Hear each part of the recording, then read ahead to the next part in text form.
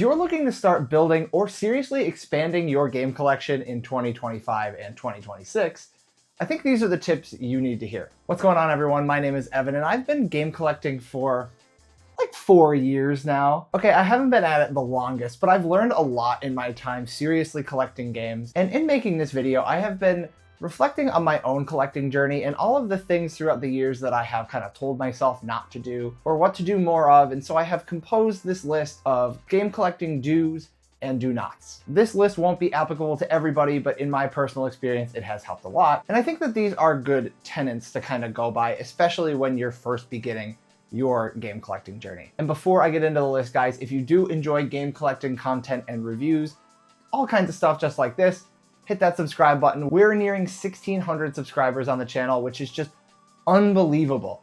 And it's been a really great, fast growing community. And if you want to join in, it only takes a second and it goes a long way. So before I get into the do and do nots, I want to start with 2 quick points that I would consider to probably be more of must, things that you have to consider before starting out on your journey. The first one is pretty obvious. You need space. Games, physical games, that's what we're collecting here, they take up a lot of room. They just do. And you can see just from this shelf, I know this room is not big. I have a tiny game room tour just showing how small it is, but I don't have that many games on these shelves. And I mean, yeah, there's room to expand, but this is like an entire wall taking up by just a couple of my games here. You're gonna encounter special editions, collector's editions. There's gonna be games that are bigger than you want. Like, I don't know who was really asking for this giant Sonic Origins Plus that just doesn't fit anywhere with the Switch collection. Have a little bit of an area etched out and another area where you know you can expand into. For example, when I started collecting, this shelf right here looked like this. That was all of the games I had at the time. Now it is much bigger. I'm not going to show it all in this video. Again, you can see my collection tour on this channel. Things escalate really fast. The next thing I would consider a must is to have the right tool for the job. And I know that sounds corny, but hear me out, because yeah, it's important to play your games unless you're collecting sealed. But yeah, when you play your games, there's a lot of things to consider. Remember, these consoles get old. Not everything is going to be a PS3 forward where you can just hook it up to your HDMI TV and call it a day. Consoles like the GameCube, my personal favorite console ever, it just doesn't play nice with modern displays. And pretty much everything going back before that is going to be in the same boat. So remember those red, white, and yellow hookups? Yeah, those things do not look good these days. And so you are going to need ways to hook up these consoles to your modern TV. And it's important if you don't go with a CRT. You can pick up a big bulky CRT and that would pretty much solve all of your issues. But if you're like me, if you're space limited, if you don't have access to a CRT, yeah, you're going to need to put some thought into how you're getting this hooked up to your TV. Thankfully, there are a lot of modern solutions to what I had just talked about. This is the Retrobit Prism. I bought this off of Amazon. It was pretty expensive. It was like $70. However, the GameCube looks great and there's no input lag when you're using this thing. Highly recommend. It's been a game changer for me. $70 is a lot for this little adapter, but it's kind of that guitar player's predicament where like everybody wants a new guitar, but really it's the amp that's going to make a big difference. And so sometimes you got to invest in the amp. The same thing goes with controllers. 99% of the time, a first-party controller is just what you want. It's going to be the best solution for whatever you're trying to do. This is a crappy third-party PS3 controller. PS3 is probably the best example I can use here because there are fake controllers everywhere for PS3, but they're all kind of crappy. This one just feels awful. It is super light. It's dusty because I never use it. It's like hollow, does not feel good, doesn't play good. The sticks are wobbly. Don't pay $20 and essentially waste it. Shell out a little bit, get the good stuff, make sure that your experience will be a fun time, because the key to game collecting is enjoying the games. That is my biggest takeaway. Enjoy your collection, play your collection. That's what it's all about, right? Another point of convenience really quickly in this discussion is backwards compatibility. There's a lot of consoles, if you're tight on space, that you can do 2-for-1 with. Not every console is great with this. For example, the Xbox 360 or the Series X or the Xbox One aren't really great ways to play the original OG Xbox. However, if you're really feeling like playing Action Bass on PS1, if you have a PS3, any PS3, a PS1 game will work perfectly fine in there. And it actually is a pretty good HDMI solution if you want to play PS1 games on a modern display. Save yourself the trouble of jumping through all the hoops, get a good controller, and you're good to go.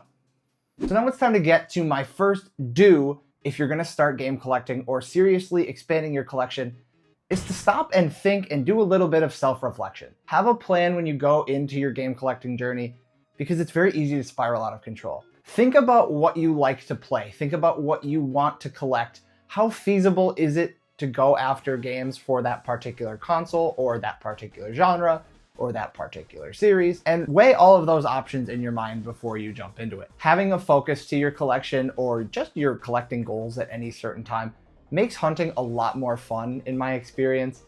And I think it is very important to have both a focus and a realization of what you like to play, because when one of those things is out of whack, well, it doesn't really work all that well. That happened to me when I started collecting, actually for my first collection ever. When I started collecting back in 2021, I bought this Sega Saturn. I did it because I saw a TikTok from somebody who at the time was called Retro Gaming Land, Retro Games Club. I think he's called Bleeding Hearts GC now. And he posted a video buying a white Japanese Sega Saturn. And so I thought it was really cool, and I was always interested in the Saturn, and so I bought one. Only problem with this thing, well, besides the one that I bought and then it didn't work, and then my eBay seller had to send me another one from Japan. Other than that, the Sega Saturn is great, and there's a lot of great games on it. However, it didn't really align with what I was trying to play at the time. The games on the Saturn, this library is great, but it also isn't matched to my gaming taste. I like to play adventure games, horror games, JRPGs, and first-person shooters, and the Saturn, well, it doesn't have a ton of those. What the Saturn is best at are arcade games like Virtua Fighter and Virtua Racing. These games are great, and I've had a lot of fun playing them, but I don't think they have great longevity because they're not what I'm always trying to play. I played them because they were novel and I had just gotten a Saturn, but once time went on, I was really losing my taste for the Saturn, and I ended up moving on to a different console. What I really should have done at the time was considered a few things. Was I ready to branch out to a different library? Should I have avoided the Saturn because it wasn't really to my taste? And were the games that were to my taste on the Saturn available? There are a few, but they're also insanely expensive. A game like Burning Rangers looked super cool, and I still think this game is awesome. But considering it goes for $800 plus, it was never going to be feasible for me. I've always had more fun collecting when I'm focusing on one console. I don't think it's great to limit yourself, but it is really fun to bulk up your shelves for one specific console, especially one that you enjoy. I made a mistake with Saturn, but thankfully I bounced back pretty shortly after with the GameCube and bought a whole bunch of games that I played the hell out of and really loved. So that's number one, my first do for this video. Do a little bit of self-reflection. Think about what you can get, what you want to play, what console you want to focus on, what genre, what series, whatever it may be. Have a plan going in. It will serve you in the long run. Okay, my first don't of this video is don't buy filler games that may seem cheap at the store instead of saving up for games that you really want that may be a little bit more expensive. Like I said at the beginning of this video, playing your collection is the ultimate thing that matters. That is how you're going to get the most out of game collecting. And yeah, you are definitely going to enjoy buying games.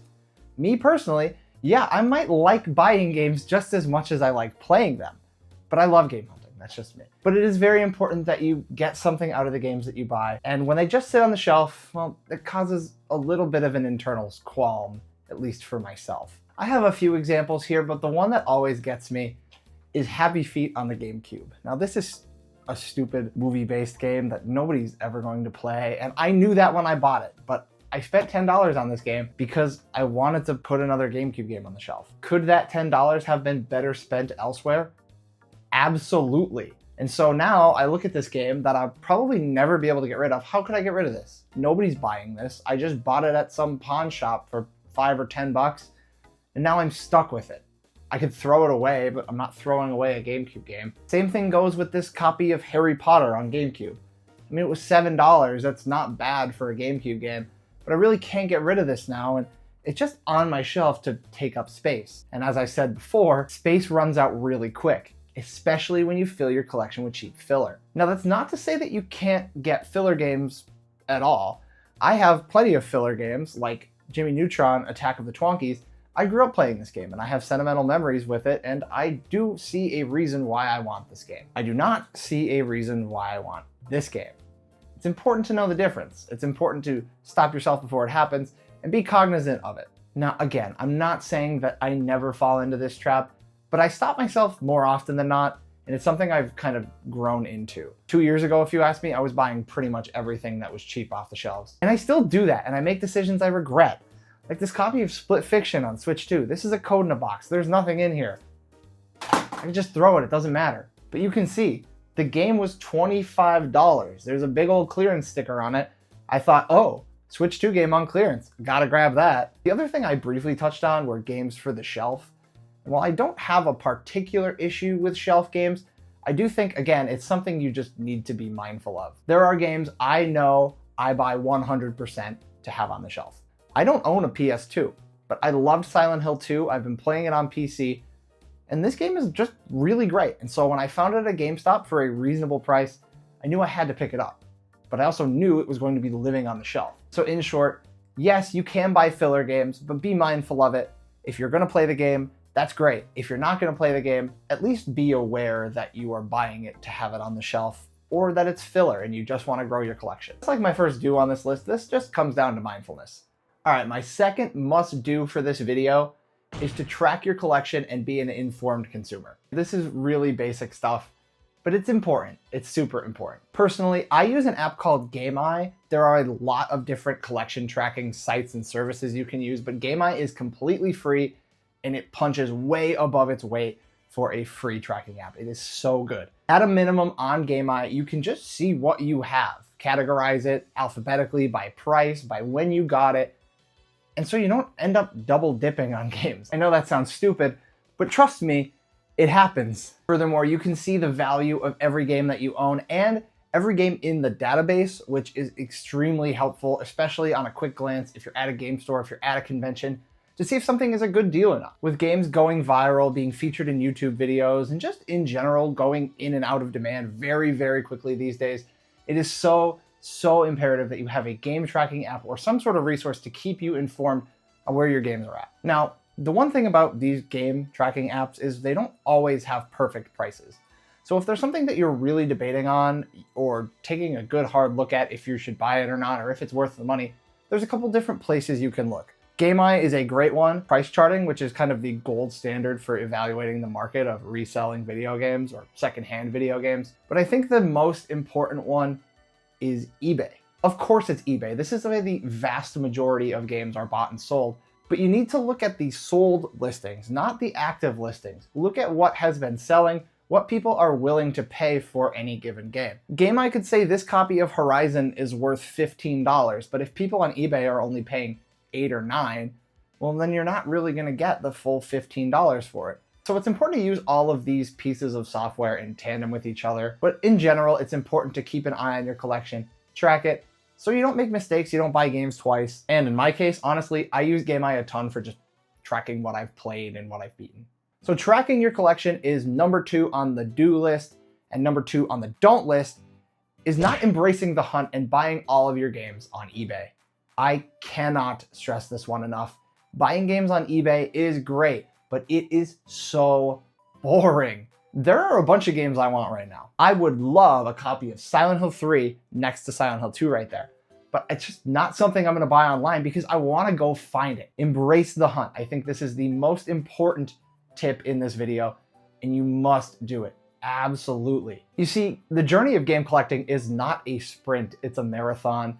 And it's gonna make it that much more enjoyable and fulfilling when you finally find a game that you have been trying to track down for months or even years. Just one of my personal examples, I've been collecting for Switch for like 2-3 years straight now, and I have never ever seen a copy of Dragon's Lair Trilogy until this year when I tracked it down at a convention. Yeah, it was convention priced. I looked at my game tracking app, saw it was about $10 above market price, but that's just convention special. And it was an awesome moment because Dragon's Lair is a game that means a lot to me. I played it as a kid, I played it on our DVD player, and now I finally had it on Switch, which kind of made it a little bit of a holy grail. It was a great end to a years-long video game hunt. That is just one of the many tales that I have from hunting for games, and I'll be honest, a lot of everything you see in this collection has a story to it.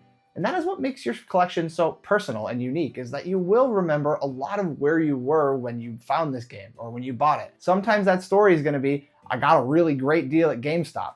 That's how I got Silent Hill 2, but it's a fun story. and everybody likes to hear about a great deal. Saying, oh, I just bought the game on eBay is pretty boring. When people come over and see your collection, they will want to know how you found certain games, the games that they strongly resonate with. So that is my second do not buy all of your games on eBay. Go out and look for them. It's a hell of a lot more fun. All right, guys, number 3, the third thing you should do is go out to your thrift stores and retail stores because there are a lot of deals still to be had. Now, it is true, thrifting isn't what it used to be. When I was younger and I had a really small game collecting phase, I remember going to Goodwill and finding a whole bunch of good stuff for super cheap. Unfortunately, there are resellers out all of the time. And I can't lie, I resell a decent amount of the games that I find so I can fund my collection and get the games that I want to play. That's totally fine if that's a road you want to go down, completely understand it. But back on topic, there are still things at thrift stores. You just need to go a lot. It's all about being in the right place at the right time, unfortunately. Sometimes you just stumble upon gold. Last year, I visited a thrift store I go to several times a week because it's on my walk home from work. And what did I find? A huge pile of GameCube games. Some of them I still have, some of them I don't. They were all in random cases. The discs didn't match the cover art. It was all over the place. And I got this, which is not the game that's in here, but it's a copy of Star Fox Assault, which I only paid $3 for. There are still games and goodies that you can find at your thrift stores, but you need to go a lot. And of course, this could definitely depend on where you live. As for retail stores, especially Target, I've noticed, has clearance on a lot of games pretty often. Just recently, I picked up a copy of Rune Factory on Switch 2 for just $25. Well, I had a $5 coupon, but it was heavily discounted from its full MSRP. I've also seen Xenoblade X marked down to $18 at Target. I got my copy of Fire Emblem Engage from Walmart for $20, and I don't know what happened within the last 3 years. I hated GameStop and now I love going in there. GameStop made no secret to the fact that they were getting back into the retro game, and they have done really well since then. Constantly their games are buy two, get one free, there are sales running, and yeah, there's a ton of retro inventory coming into the stores that I go to, that I have seen. Pretty much every GameStop I've been to has a little bit of retro. Then you can go to the retro stores where they usually have a very, very great selection. I'm holding Twisted Metal 3 because this is the last game I got from GameStop. It is complete in box, greatest hits, but $10 for this thing, not bad at all. The one thing I will say about GameStop is sometimes you do need to ask. I've been to a lot of stores where they don't keep retro stuff out on the floor. Instead, they'll keep it in a shelf or a drawer behind the counter. And a lot of times if you just ask the worker, hey, do you have any retro stuff that's not out on the floor? They'll usually show you the drawer and you can see everything that's inside it. That's how I found that Silent Hill 2. This was out on the floor. There's a whole bunch of different ways that you can go about it. Every GameStop is going to be different. But yeah, there's usually more than what's actually on display in terms of retro stuff at pretty much every GameStop. Now, your mileage is, of course, going to vary. There's been times I've been to the same store where they wouldn't let me see into the drawer, and other times they were more than happy to. Just depends on the day. But I do think for collecting both modern and retro, it's worth going into thrift stores and retail stores, not just your local game stores, although they are really important, and I will talk about them in just a second. All right, now for the next don't on this list. It's falling for meme games and games that are trending, because a lot of times you can get duped into paying way more money than these games are truly worth. For example, within the past year, we saw Piglet's Big Game on GameCube and PS2 massively skyrocket thanks to a YouTube video or a YouTube trend which compared one level in the game to Silent Hill 2. It was a really fun meme. I'm not gonna lie, it was cool to actually see this really little movie game that nobody had ever heard of explode into this giant meme because it had this insanely weird level in it. However, the game was about $15 to $20 before and exploded to nearly $100. And people were buying it, which, I mean, value is all about how much you're willing to pay for a game.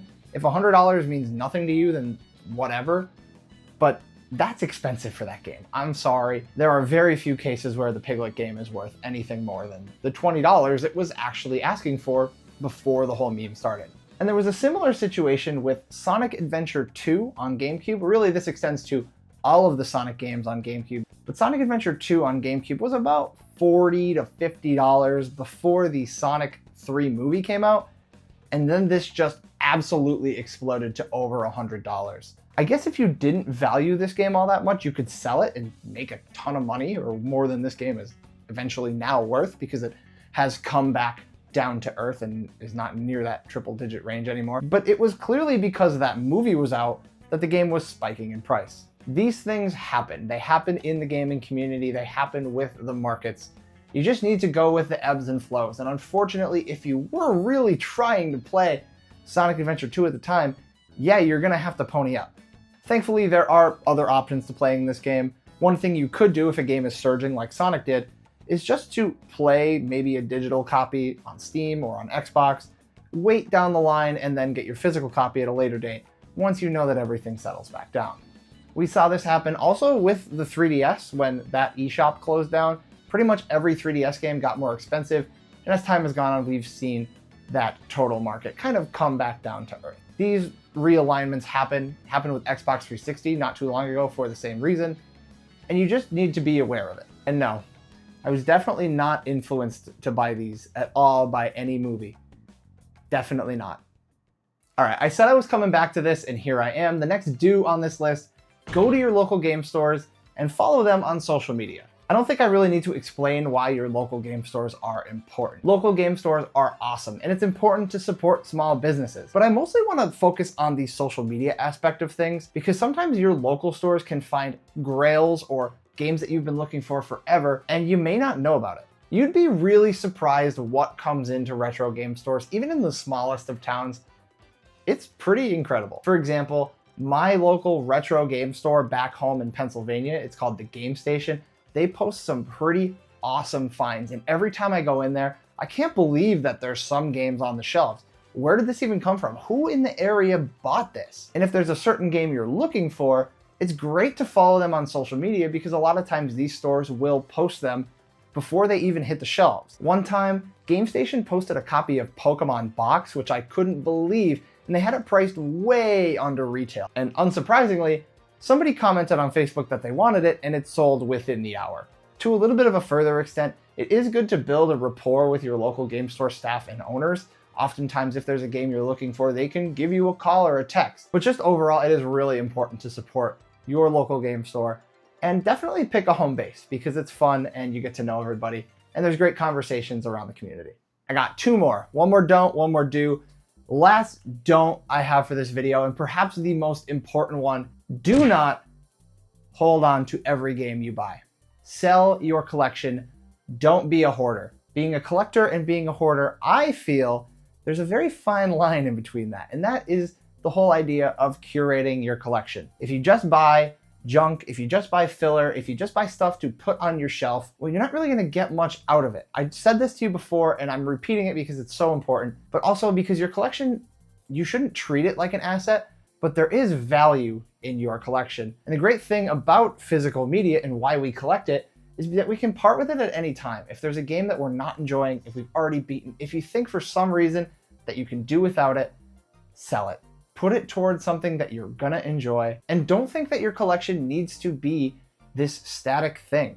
Every collection is living and breathing in the fact that you can constantly curate it, change it, tailor it to what you are feeling at any particular point in time. And this is especially important early in your collecting journey. I feel that there are 3 phases to collecting, with the first being discovery, the second being just buying everything, the excitement, the thrill of going out and hunting for games, buying them, adding them to your shelf. And then the third phase is realizing, wow, I have a bunch of crap, and then you start selling off. I have a video from earlier this year called Curating My Nintendo Switch Collection, because I just had so many games and I knew I wasn't gonna play all of them, or even probably touch some of them. So that's why I sold them. You can go check that video out. Shameless plug. But yes, it's really important to sell your collection. It's okay to get attached to things, but it's also okay to let some go. I'll get vulnerable and reveal one game that I'm planning to sell. This copy of Jade Cocoon I got for $30 at GameStop. Really great deal for a clean, complete copy of this game. That's about 50% market price, something really low. But it's not a game I'm really gonna play. I don't have too much interest in it. And like I mentioned before as well, I've been eyeing up a Silent Hill 3 and I need a PS2, so I'm getting a little fun together to try and get those two. Maybe I'll make a video about it. But yeah, this Jade Cocoon, it is a really cool find and it's a great story. But in the end, I do want to tailor my collection towards the things I want and that I'm gonna play. And so that's what I'm doing. The other note I'll add in here is you should learn to resell on eBay to the best of your ability. just in terms of getting the most for your games, getting the best prices in terms of percentages that you're going to get back for selling your games. eBay is usually the best. Their fees come up to around 15 to sometimes 20%, whereas a game store might offer you 50, 40, 30% of what it's worth on price charting. That's a standard thing. Don't get mad at the game stores for that. It's just how it goes. They need to run a business and make a profit too.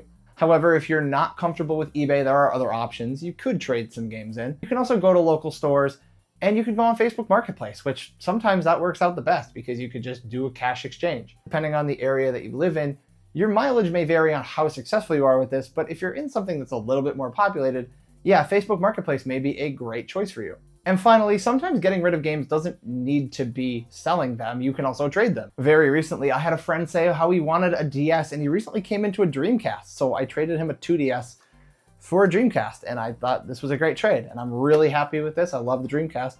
And I sold mine when I was a kid, so I was happy to get this back. And it cost me a 2DS, which cost me $30 on Facebook Marketplace. So getting a Dreamcast for 30 bucks ended up being a pretty good steal. The moral of this one, guys, don't be afraid to sell your games. Don't be a hoarder. Your collection is always going to be changing. Embrace that, sell games, and get the ones you want. And my last do for this video is, again, another really simple one. If you collect modern games, like myself, a lot of Switch, a lot of PS5, wait for sales. Don't buy games at launch if you don't really want them or if you're not going to play them immediately. Games tend to go on sale pretty quickly these days, and there's definitely a few usual suspects who tend to devalue their games insanely fast. Nintendo is not one of them, but Sega, Atlas, those games drop quickly. So do Ubisoft games. EA, usually around Black Friday, you'll see sales on those. And Konami, once in a while, you will see those games hit $40. So again, you could save some money if you wait a little bit. Buying games at launch is definitely the least cost-effective way to collect them. However, that doesn't really matter if it's a game you want to play at launch. Silent Hill F, I bought that at launch this year. That was fantastic. Battlefield, the conversation around Battlefield, people were playing it. I bought that at launch. There's a whole bunch of games where, yeah, you can justify the extra price tag compared to what it's eventually going to end up selling for, but it's just something to keep in mind. A lot of games will go on sale very fast. Again, Sega, Ubisoft, probably the two biggest offenders. So if there's a game you want from a certain publisher, check it out. Do they put their games on sale quickly, and wait it out. The other little tidbit of this is that some retailers, like I mentioned before, put their games on clearance. Nintendo games don't go on sale a lot, but you can find them on sale at Target is usually the main offender for putting Nintendo games on big clearance sales. But overall, if you wait for new games to go on sale, it usually doesn't take as long as you might think. All right, guys, that is it for this video. Let me know down below, are you just starting your game collection? Have you been collecting for a few years like me? Have you been collecting for decades? Leave a comment below and let's start a conversation. But until then, hit that subscribe button if you have not already, and I'll see you in the next one. Peace out.